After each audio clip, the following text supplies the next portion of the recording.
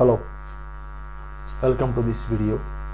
In this video I will show how to create a calculated field in the pivot table.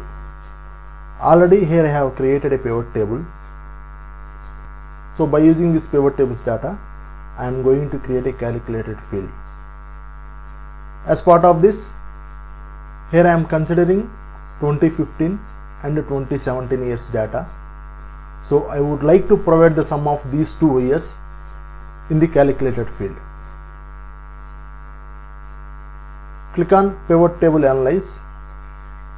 Therein you can find fields, items and sets.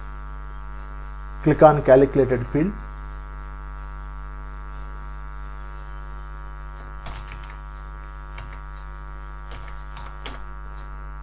Here I provided the name. Press equivalent to. First I am selecting 2015 year. Click on Insert Field. Next I am using plus symbol. Next I am selecting 2017 year. Click on Insert Field. Click on OK. Here we can find application created the calculated field by providing the sum of 2015 and 2017 years. 415 plus 170 equivalent to 620.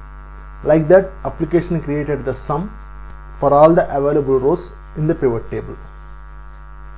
In this way, we can create the calculated field based on our requirement. Thanks for watching.